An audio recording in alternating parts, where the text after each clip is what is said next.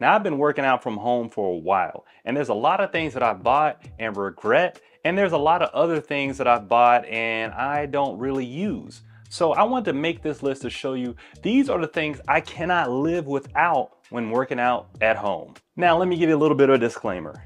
I'm not doing a garage gym because I use my garage, and Mrs. Discipline Dave would be really upset if she could not park our car in the garage. If you hear some noises in the background, that's Mrs. Discipline Dave taking care of our child while I'm recording videos. So a main thing that I can't live without is a good set of resistance bands. Resistance bands come in handy for at home and when you're traveling. I have a job where I travel a lot, and a lot of times there isn't a good gym solution. So I love to bring resistance bands for me.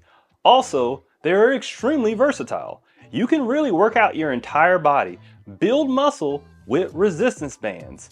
I guarantee it. If you don't believe me, just check out one of my hundreds of videos where I show you how to work out with resistance bands. Bands can be used outside, with door anchors, with outdoor anchors. You can work out your upper body, your lower body, your back. You can do it all with bands. So if you could just only have one thing, it would be these bands for me. Next, I would have a pull-up bar. A pull-up bar is very useful. It works with a lot of different doors. You're gonna go on Amazon and see all these little elaborate ones that fold in a single piece and some that have extra double bars and all that. What I've learned over time, the best one to use is a good old-fashioned one. I think Iron Gym makes it, and there's a lot of copycats out there. Whatever's the cheapest one, I'll put a link in the description. Just a good old-fashioned pull-up bar that you can put on a door frame. I get a question all the time is that, well, is it going to break from the door frame? I mean, I weigh over 200 pounds. It's never happened to me. I use it all the time. It actually puts more pressure on the upper portion of the door. I'll see if I can get a video to show you that than the actual yank on the door frame. It's like a physics thing. But anyways, that's really good because you can do so many different exercises with it. I know you're thinking, what is there to do besides pull-ups? I made a video about this where I work out your entire body with just a pull-up bar. It's got a ton of views, so people find it very useful. So check out that video and I'll show you a lot of different exercises that you can use with a pull-up bar. Next, this is something generally most people have, but some people overlook it.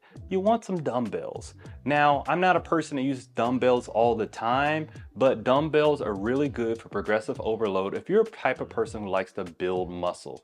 A good set of dumbbells is great. If you're going to put it in a garage, I like the preset ones. I don't have that because I need the space, as I said before. So I use a single plate that you can put on and screw on there. They last forever. So a good set of dumbbells is good. You have so many different variety of exercises that you can do with them. I think I left them in a garage at my old house for a long time, and they got all this rust on them. And all I did was just get some paint and spray over it, some anti-rust paint thing, and it worked. So yeah, I've had these since I was in middle school. And to open up even more exercises, you definitely want a bench. And you want a bench that's adjustable. Don't be like me and buy just a straight bench and then all of a sudden you realize that you need an incline bench, and now you have this other bench that's taking up more space. Just fork over the extra money for the bench. The one I like to use is by FlyBird. If you want that one, I have a link in the description, but you can choose any bench. I like that one because it's comfortable and it's foldable, because a foldable bench is great for the missus at home with all the stuff and a newborn baby. It doesn't get in the way. And you can open up so many exercises with dumbbells and resistance bands with the bench. Now this next one, I don't know why this is controversial in the fitness community, but I see this on Instagram and stuff like that. By the way, follow me at Discipline Dave. Okay, short plug is over. So it's going to be gloves. For some reason, people feel like real men don't use gloves. Okay, but those calluses and stuff that you're proud of, my wife doesn't like them, so I bought gloves. because I like holding her hand. Yes, I like doing that. I love my wife. So a good set of gloves is going to be great for your partner, great for your hands. Your skin will love it. It'll make it so that certain things where your hands are hurting in the exercise, you can push a little bit more for more reps or more muscle growth. But anyways, a good set of gloves is something that I must have. Next, this is one that's kind of expensive. This is for those who can afford it, who are really serious and committed. It's going to be an Apple Watch. I like to track all my data. I am a techie person. I like to see, especially when you're working out at home, if I'm burning the same amount of calories as I'm doing in the gym. Because if you ever worked out at home, it doesn't feel like you're pushing as hard. And if you don't feel that way, it's probably accurate. I know I have to work twice as hard to match what I'm doing in the gym when I'm working out from home. So I like to use things that have like heart rate monitors that tell me my calories being burned so I can match that in the gym. I know people are gonna ring in the comments saying that those things aren't accurate, but if I'm using it in the gym and I'm using it at home, I have some type of barometer where I can match up to see my activity level is the same.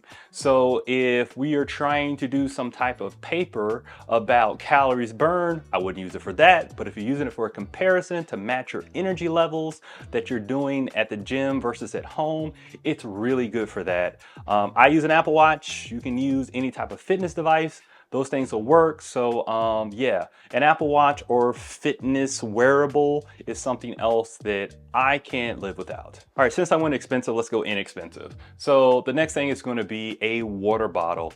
I don't know about you, but when I work out at home, I sweat a lot. I sweat a ton because I mostly use resistance bands. So because of that, I am using a lot more reps and I sweat buckets. Like I'm dripping, it stinks. Mrs. Discipline Day, she says, get away from me when I'm done with my workout. So with that, you wanna make sure you replenish what you're letting out with good water. Sometimes I mix electrolytes in there because I get cramps sometimes in my face, hands, and abdominals. I use the Ultima Replenisher one. I can live without it, but I just like to mention that for other people out there who have the same issue as me. A lot of times when I work out my abs, they cramp up and seize on me. Well, this is a good solution because this is something that ultra marathon runners use.